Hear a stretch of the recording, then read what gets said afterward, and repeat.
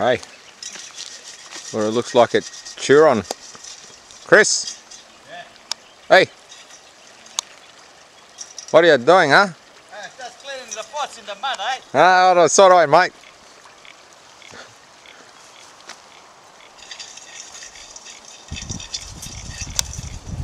I'm panicked. Ja, så här ser det ut. Nu käkar frukost 5:10 på morgonen. Jag har stått och grävt en 2 timmar. Bilen.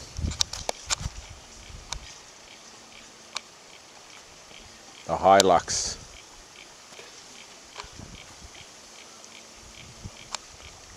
Toaletten då.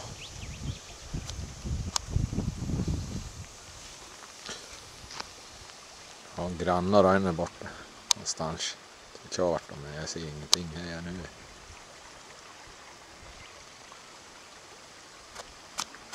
Och den är då. Gömmer sig den.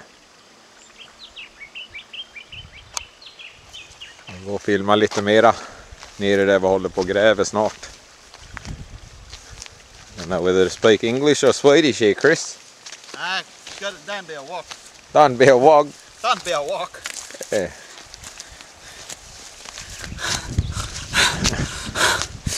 Too many beers, look. Hey.